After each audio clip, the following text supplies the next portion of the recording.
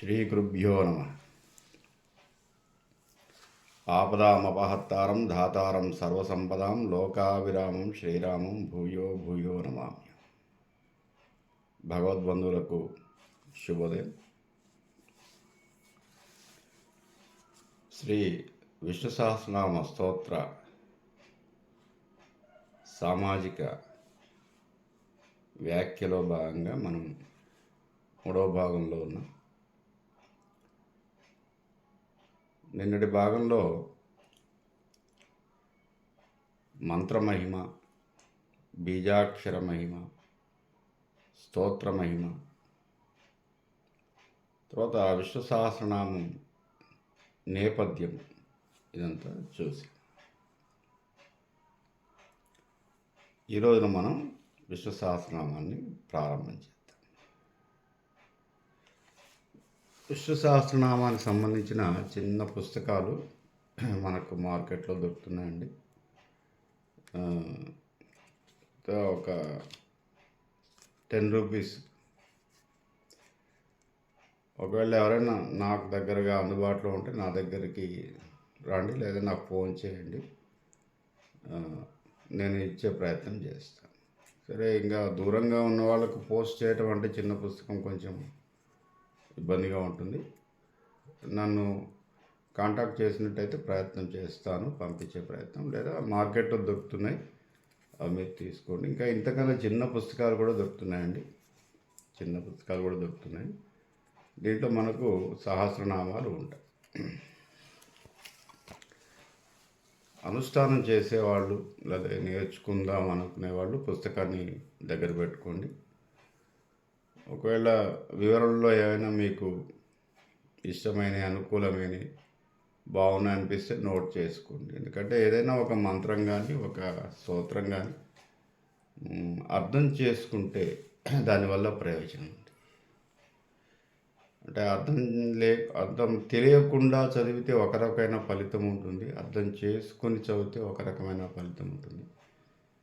కావున మీరు పుస్తకాన్ని కొనుక్కునే ప్రయత్నం చేయండి, లేదా నన్ను సంప్రదిస్తే నేను మీకు ఇస్తాను. దగ్గరగా ఉన్నవాళ్ళు, మా ఊర్లో ఉన్నవాళ్ళు దగ్గర. నిన్న మనం ఒక వాక్యం చెప్పుకున్నాం. అంటే మహాభారతం ఎవరికి ఏ విధంగా చూస్తే ఆ విధంగా కనిపిస్తుంది. యద్భావం తద్భవతి అని అనుకున్నాం. మనలో ఏ భావం ఉంటే ప్రపంచం కూడా అలాగే కనిపిస్తుంది, ప్రకృతి కూడా అలాగే కనిపిస్తుంది, భగవంతుడు కూడా అలాగే కనిపిస్తాడు. ఉన్నాడా దేవుడు అంటే ఉండి లేనట్టుగా అనిపిస్తాడు, లేడేమో అంటే ఏమో లేడేమో అనిపిస్తుంది. ఉంటాడు కానీ ఎప్పుడూ కనిపించడు అంటే అట్లాగే అనిపిస్తుంది. అట్లా మనం ఏ భావంతో మనం ప్రకృతిని ఆరాధిస్తామో అలాంటి ఫలితమే వస్తుంది. గింజ ఏది నాటితే అది చెట్టు అదే వస్తుంది. ఏ భావంతో నాటితే అదే భావం. ఏ వాసనా స్వరూపమైనటువంటి ఆలోచన ఉంటుందో ఫలితం కూడా అలాగే ఉంటుంది. కాబట్టి మనం పాజిటివ్గా ఉండాలి. అది కూడా మళ్ళీ ఏంటి, పూర్తి నమ్మకంతో ఉండాలి. అంటే ప్రకృతికి ఒక శక్తి ఉందంటారు, ఇది లా ఆఫ్ నేచర్. ప్రకృతి అంటే దైవమే, Shri Mahavishnu. Law of nature. మనం ఏదైతే ఆలోచనని, కోరికని ఇచ్చేస్తామో అది తీరుతుంది. అది ఎలా తీరుతుందో ముందు మనం చూద్దాం. అంటే ప్రపంచాన్ని, సమాజాన్ని ఏ దృష్టితో, ఏ ఆలోచనతో చూస్తామో, భగవంతుడిని ఏ ఆలోచనతో చూస్తామో, నమ్మకమా, అపనమ్మకమా, నమ్మనట్టుగానా, ఎవరో నమ్ముతుందని మనం నమ్ముదామా, లేదా నిజంగా మన మనసులో నమ్మకం ఉందా, లేదా అపనమ్మకంతో ఒకవేళ చూద్దామని మనం ఆ ప్రయత్నం చేస్తున్నామా. ఏమో అందరూ అంటున్నారు కాబట్టి ఈ ప్రయత్నం చేద్దాం, ఈ మంత్రం చదువుదాం, ఈ పూజ చేద్దాం, ఏమో వస్తే వస్తుంది ఫలితం, లేకపోతే లేదు. ఇట్లా అనేక రకాల మనస్సుని మనం కలిగి ఉంటారు భక్తులు సహజంగా. దానికి కారణాలు కూడా ఉన్నాయి. ఎందుకు అలా ఉంటాడు అంటే దానికి చాలా కారణాలు ఉన్నాయి. కాబట్టి ఏ విధమైన దృక్పథంతో మనం చూస్తామో అదే దృక్పథంతో మనకు కనిపిస్తుంది. ఫలితం కూడా అలాగే ఉంటుంది. ఇప్పుడు మనం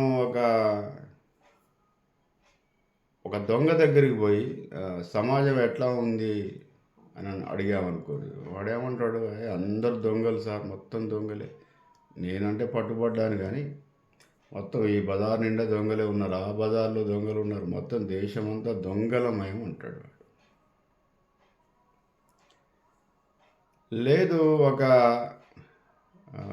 రాజకీయ నాయకుని, ఎలా ఉంది సార్ సమాజం, అంతా మొత్తం డబ్బుమయం సార్, మొత్తం పైసలు తీసుకొని ఓట్లేస్తారు, అసలు పైసలు పెట్టండి రాజకీయమే జరగట్లేదు, ఎవడు మంచోడు లేడు ఒక్కడు కూడా, వాడికి ఏమైనా డబ్బులు ఆశ చూపుతేనే తప్ప వాడు మన కాడికి రావట్లేడు. ఇట్లా కార్యకర్తలు అట్లాగే ఉండ్రు, ప్రజలు అట్లాగే ఉండ్రు, తాపిచ్చి తినిపించి డబ్బులు ఇస్తే తప్ప ఓట్లు వేయట్లేరు, అంత నమ్మకద్రోహం సార్ అంటాడు. లేదు, ఇంకొక ఏదో ఒక గుడి పూజారిని అడిగామనుకోండి, గుళ్ళోకి వెళ్ళి పూజారి గారు సమాజం ఎట్లా ఉందంటే, మరి చాలా బాగుందమ్మా, రోజు భక్తులు వస్తున్నారు, భక్తి పెరుగుతూ ఉంది, అందరు దండం పెట్టుకుంటున్నారు, అర్చన చేయించుకుంటున్నారు, నాకు 10 రూపాయలు ఇస్తున్నారు, చాలా బాగుందమ్మా, భక్తి బాగా పెరిగిపోయింది అని అంటాడు. ఎందుకంటే ఆయన దృష్టి అది. లేదు, ఇంకేమన్నా ఒక సాహితీవేత్తని అడిగామనుకోండి, సమాజం ఎట్లా ఉంది, ఒక కవి గారిని అడిగాము, చాలా బాగుందమ్మా, అందరూ సాహిత్యాన్ని చదువుతున్నారు, సంగీతాన్ని నేర్చుకుంటున్నారు, కళలు బాగా పెరుగుతున్నాయి, లలిత కళలకు చాలా ఆదరణ ఉంది, సినిమాలు బాగా చూస్తున్నారు, కళా దృక్పథం పెరిగిపోతుంది, నన్ను బాగా ఆదరిస్తున్నారు అని అంటాడు. ఎవరికి ఏ దృక్పథంతో చూస్తే సమాజం అట్లాగే కనిపిస్తుంది. ఎందుకంటే వాడి ఆలోచన, వాడి పరిధి అక్కడే ఉంటుంది, దాన్ని మించి రాదు. ఎందుకంటే వాడు తెలిసిన ప్రపంచం అది. ఓ దొంగకు దొంగ ప్రపంచం, రాజకీయ నాయకుడు రాజకీయమే ప్రపంచం, ఒక ఆధ్యాత్మికవేత్త ఆధ్యాత్మికత ప్రపంచం, ఓ గుడి పూజారికి గుడి పూజారి ఆ భక్తులు వాళ్ళ అదే ప్రపంచం. కాబట్టి వాడికి అలాగే కనిపిస్తుంది. అట్లాగే మనం భగవంతుణ్ణి ఏ దృష్టితో చూస్తామో అదే దృష్టి మనకు, అదే ఫలితం కూడా మనకు అదే వస్తుంది. అందుకే పూర్తి విశ్వాసముతో నీవే తప్పైత పరం వెరుగా, 100% ఆయన మీద మనసుని లగ్నం చేయటానికి కావలసిన సాధనము స్తోత్రము, మంత్రము. మనం అంటే ఈ విష్ణు సహస్రనామంలో కొన్ని ప్రారంభ శ్లోకాలు ఉంటాయి, అవి అవసరం లేదు, అంటే చదవాలి. అది ప్రారంభ శ్లోకాలను మనం మననం చేసి సహస్రనామంలోకి వెళ్తాం. ఓం శ్రీశైలేశదయాపాత్రం ధీభక్త్యాదిగుణార్ణవం యతీంద్రప్రవణం వందే రమ్యజామాతరం మునిం లక్ష్మీనాథసమారంభాం నాదయామునమధ్యమాం అస్మదాచార్యపర్యంతాం వందే గురుపరంపరాం యో నిత్యమచ్యుతపదాంబుజయుగ్మరుక్మ వ్యామోహతస్తదితరాణి తృణాయమేనే అస్మద్గురోర్భగవతోస్య దయైకసిన్ధో రామానుజస్య చరణం శరణం ప్రపద్యే. మాతాపితా యువతయా స్తనయా విభూతి సర్వం యదేవ నియమేన మదన్వయానాం ఆద్యస్య న కులపతే వకులాభిరామం శ్రీమగ్ధసంగ్రీకడం ప్రణమామి మూర్ధ్నా భూతం సరస్య మహదాన్వయపట్టనాద శ్రీభక్తిసార కులశేఖర యోగివాహాన్ భక్తాంగ్రేణు పరకాల యతేంద్ర విశ్యాన్ శ్రీమత్పరాంకుశమునిం ప్రణతోస్మి నిత్యం. ఇవి ప్రారంభంలో ఉంటాయని అనుసంధానం చేయవచ్చు అందరూ కూడా. మనకు దీంట్లో 3 భాగాలు ఉంటాయి విష్ణు సహస్రనామంలో. పూర్వపీఠిక, విష్ణు సహస్రనామ స్తోత్రం, ఉత్తర పీఠిక. పూర్వపీఠికలో ఒక 26 శ్లోకాల వరకు ఉంటాయి. విష్ణు సహస్రనామ స్తోత్రము 108 శ్లోకాలు. ఉత్తర పీఠికలో 33 శ్లోకాలు ఉంటాయి. దీంట్లో మనం పూర్వపీఠిక నుంచి మనకు విష్ణు సహస్రనామం ప్రారంభమవుతుంది. దీంట్లో ఏమిటంటే మనం పీఠిక అంటే చూసాం కదా, అంటే ఒక పుస్తకంలో మనం ఏదైనా పుస్తకం గ్రంథం తీసుకుంటే పీఠిక అని ఉంటుంది. ముందు మాట పీఠిక అని ఉంటుంది. ముందు మాట అంటే మొత్తం ఈ విష్ణు సహస్రనామంలో ఉన్నటువంటి సారాంశం అంతా బ్రీఫ్గా చెప్తాడనమాట, దాని పీఠిక. దీంట్లో ఎవరితో నేపథ్యం ఏమిటి, ఎవరిని ఏమడిగారు, ధర్మరాజు భీష్మాచార్యుని ఏమడిగాడు, భీష్మాచార్యుడు ఏం చెప్పాడు, ఇట్లా మనకు కొన్ని ప్రశ్నలు సమాధానాలుగా ఉంటాయన్నమాట పూర్వపీఠికలు. ఓం శుక్లాం భరధరం విష్ణుం శశివర్ణం చతుర్భుజం ప్రసన్నవనం ధ్యాయే సర్వవిఘ్నోపశాంతయే యస్య ద్విదరభక్తార్థ్యా పారిషద్యా పరశ్యతం విఘ్నం నిఘ్నంతి సతతం విశ్వశ్రేణం తమాశ్రయే. ఇవి రెండు కూడా ప్రారంభ శ్లోకాలు. మనకందరికీ తెలుసు, శుక్లాంబరధరం విష్ణుం శశివర్ణం చతుర్భుజం ప్రసన్నవనం ధ్యాయే సర్వ విఘ్న ఉపశాంతయే. మనం ఏ పూజ చేసినా, ఏ సంకల్పం చేసినా ముందు మనం ఒక్కసారి విఘ్నేశ్వరుని, ఎటువంటి విఘ్నాలు కలగకుండా చూడు స్వామి అని చెప్పేసి మనం విఘ్నేశ్వరుని ప్రార్థన చేస్తాం. తర్వాత విశ్వక్సేనుడు, ఆయన కూడా విఘ్నేశ్వరుడితో సమానం. వైష్ణవారాధకులు విశ్వక్సేనుడు అంటారు, మిగతా ఆరాధకులు గణపతి అంటారు. పెద్ద తేడా ఏం లేదు, ఇద్దరు సమానమే. విశ్వక్సేనుడే వినాయకుడు. గణనాథుడు వీళ్ళకు గణాధ్యక్షుడు అన్నమాట. ప్రమద గణాలకు, తర్వాత దేవతా గణాలకు అధిష్టాన దేవతలు. కాబట్టి వీళ్ళిద్దరిని ఒక్కసారి మనం ప్రార్థన చేసినట్టయితే ఎటువంటి విఘ్నం లేకుండా మనకు సాగుతుంది. వీటికి అర్థాలు మామూలుగా మీకు అందరికీ తెలుసు. శుక్లాం అంబరధరం విష్ణుం శశివర్ణం చతుర్భుజం అంటే మంచి తెల్లటి వస్త్రము ధరించినటువంటి వాడు, సర్వము వ్యాపించి ఉండువాడు. శశివర్ణం చంద్రుని వంటి వర్ణము కలవాడు. చతుర్భుజం 4 భుజాలు కలవాడు. ప్రసన్న వదనం ఎప్పుడు కూడా ప్రశాంతంగా హాయిగా, వదనం అంటే ముఖం, ప్రశాంతమైన ముఖం కలవాడు. అట్టి విఘ్నేశ్వరునికి నమస్కారం, లేదా అట్టి విశ్వక్సేనునికి నమస్కారం. వ్యాసం వసిష్ఠనప్తారం శక్తేత్ పౌత్రమకల్మషం పరాశరాత్మజం వందే శుకతాతం తపోనిధిం. వ్యాసాయ విష్ణురూపాయ వ్యాసరూపాయ విష్ణవే నమో వై బ్రహ్మనిధయే వాసిష్ఠాయ నమో నమః. ఈ 2 శ్లోకాలను మనం ఈరోజు చూద్దాం. ముందుగా మనకు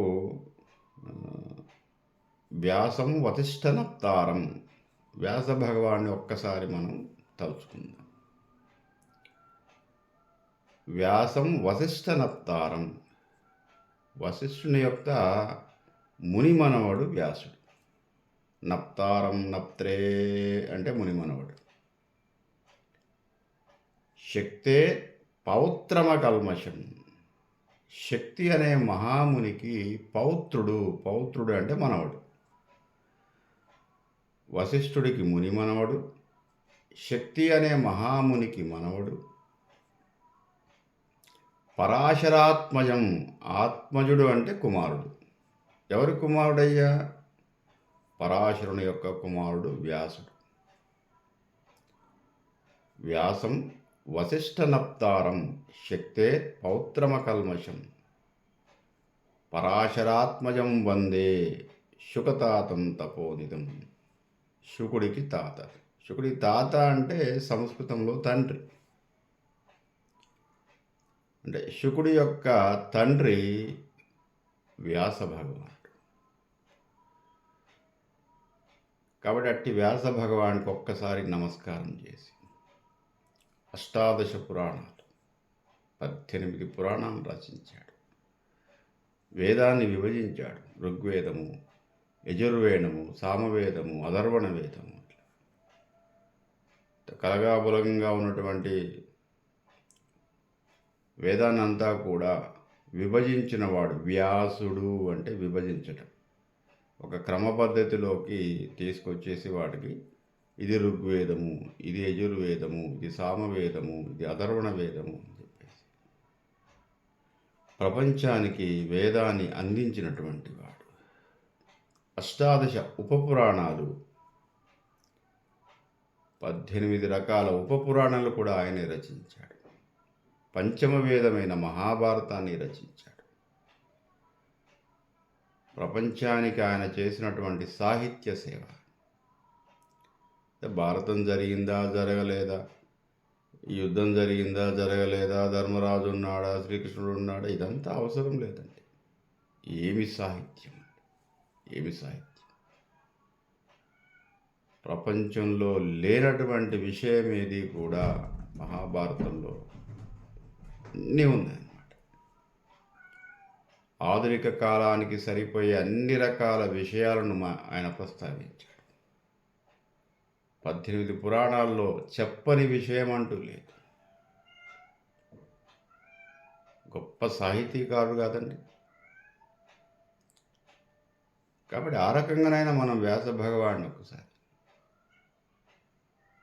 వ్యాసం వసిష్ఠనప్తారం శక్తేత్ పౌత్రమకల్మషం పరాశరాత్మజం వందే శుకదాతిం తపోనిధిం వ్యాసాయ విష్ణురూపాయ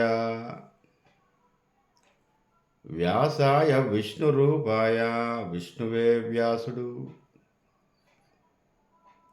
వ్యాసరూపాయ విష్ణువే వ్యాసుడు, వ్యాసుడే విష్ణు.